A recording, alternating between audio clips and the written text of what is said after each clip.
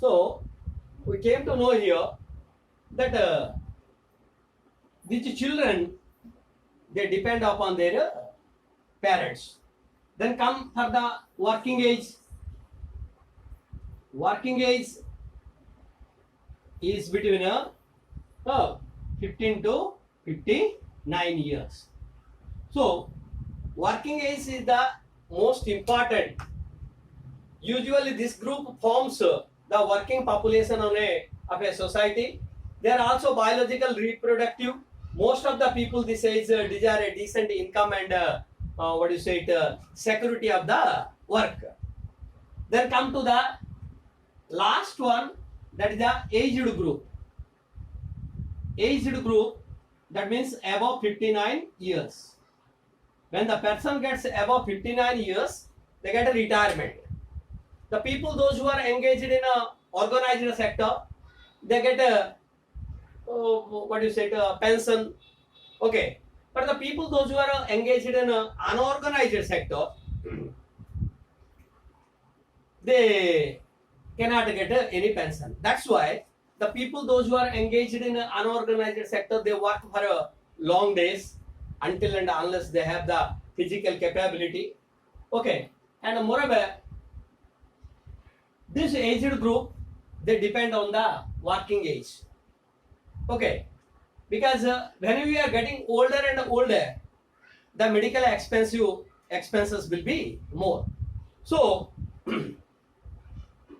medical expenses, to meet the medical expense, they have to depend on their family members. Okay. The government has different programs for these different groups, like for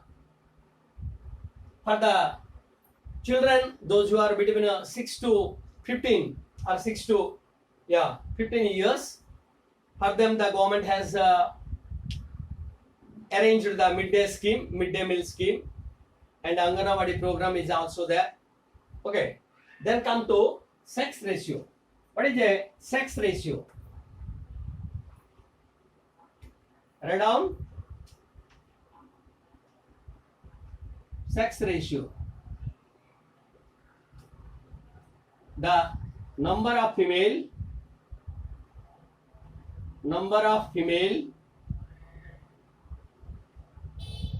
per 1,000 male is called sex ratio. Okay. And this sex ratio is a very important social indicator to measure how much we are giving the equality between the women and men. So the sex ratio of India shows that there is a discrimination to the women. Okay. This male and female ratio is a cause of concern since that indicates a hidden form of discrimination, particularly towards women, unequal opportunities. They are discriminated against the most basic needs like nutrition, children care, health care. Also, they get less of these things compared to the male. So, when you are comparing to the male and female in a family, what you see there, male child is given preference, but the female child is not given the preference even in the family also. But according to the medical research, it shows that in a particular circumstance, girl children survive more than a boy, better than the boys. But when you are comparing to the just like birth rate and death rate, if boys and girls, if it is 105, boys are getting birth more and girls 100. So just a little bit of difference between here. Okay. But when they attain 5 years, the 5 years, here, suppose it is 97 boys Here it comes to 82 or 85. See, here only 7 to 8 died, but here 12 to 15 died between the age group of 0 to 5 years. That means in this year, okay, at this age, girls are not given the proper importance. Number of girls who survive is much lower than the boys. This only so happen if there is some discrimination. Why this happened like this? Whereas 8 boys died here 12 to 15 girls died. That means we are not giving much concern over the girls. Other thing, if you are going to take the comparative things, region wise, in a particular region, girls are taken as a burden, but in a other region, they are being taken as the Lakshmi of the house. That means the goddess of prosperity. Suppose, just like you take the different states, Haryana, Punjab, Telangana, Kerala, USA. Okay, in Haryana, the sex ratio is 870. Here, 880 in Punjab. In Telangana, 988. In Kerala, 1040. In USA, 1050. That means here we can understand that Telangana is somewhat better. Kerala is a positive sex ratio. That means girls are more here. Like here in USA also, girls are more than the boys there.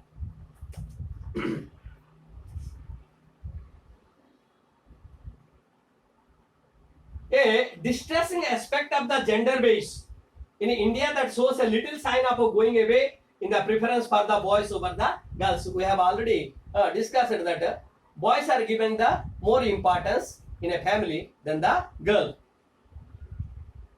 One of the worst manifestation of this pro-male base is the relatively higher mortality rate of the girls compared with the boys. Higher mortality rate. How many are dying here? 12 to 15. Whereas here 7 to 8. So higher mortality rate of the girls compared with the boys. This is mainly because the quite violence of the neglect of their health and illness. So when they are ill, they are being neglected of their health care in the family. And some cases, female infanticides. The parents they want to make a abrupt or make an abortion when they come to know about the baby is going to be born is a girl. Okay, nowadays abortion has been banned, and many families consider female children as a burden. They think that we have to educate them again, we have to get them married, okay, and we have to give all the dowry and all the things. Okay, for male children, in health continuous for the adults. So not only in the boys or girls, when they attain the adult age, that time also an adult woman is not given the proper importance just like a adult man in a family. Woman, so to eradicate this type of discriminations from the society, main thing is education, girls' education. Okay, girls' education is important. Girls' education is important. So, when the girl, they get the education, they can understand what is the miserable things are going on happening with them. Okay, and they can educate their own child. There is a definite evidence that women's literacy and schooling reduce the child mortality. They can take when they are in a pregnancy stage, they can take care of their own and the baby also if they are being educated. To understand such a situation, we have to implement such of the schemes. The government has implemented some schemes for them. Then comes to literacy rate of India. Literacy rate. Then come to the literacy rate. What is who is called a literate? Write down: a person aged 7 years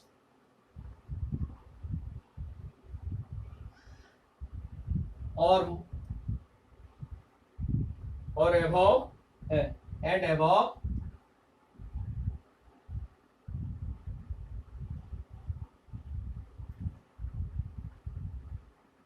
above, who can read and write,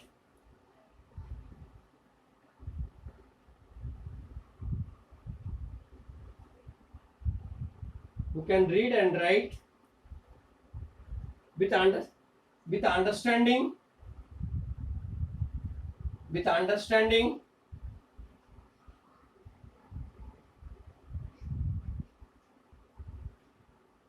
in any language,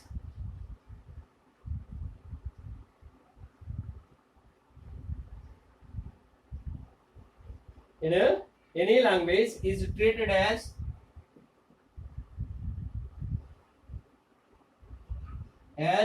literate.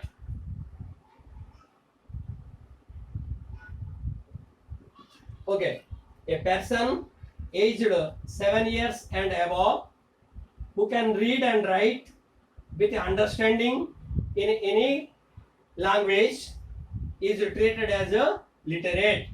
Okay, this is the definition of a literate. So 7 years is taken. Literacy is the key to the socio-economic development of a country. So when India got independence, that time what is the literacy rate and how the literacy rate has been increased? In 1947, literacy rate of India was 12%. Literacy rate, we are discussing about the literacy rate. In 2001, it came to 65%. Literacy rate of India. In 2011, it became 74%. 74%. Out of this 74, men literacy is 82%. Women literacy is 65%. See here, in literacy rate also there is a discrimination between men and women. Okay, so this is our literacy rate of India. Then come to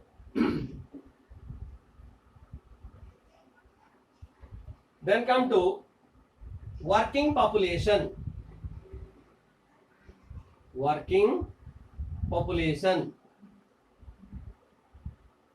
So what is the working population? We have already discussed. The age group between 15 to 59 is called as a working population. And working people, so the people those who are engaged. So out of this working population, we discussed that 92% people are engaged in a unorganized sector.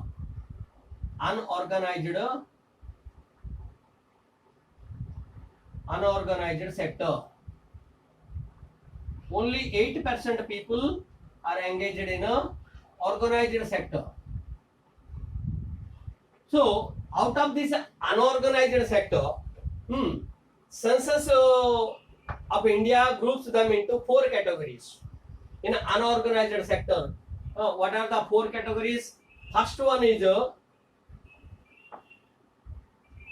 cultivators and farmers.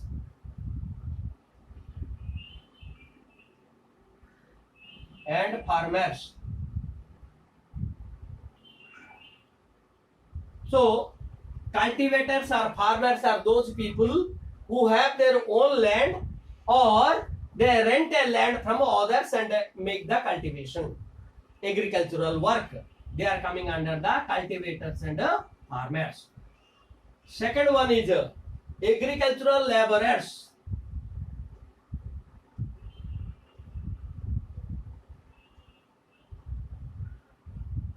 Agricultural laborers. So what is the difference between them? See here, agricultural laborers, they also work in the agricultural field.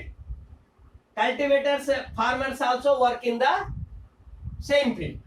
But they have their own land or they rent it. But these people, they work in the farm on the wage. For the wage.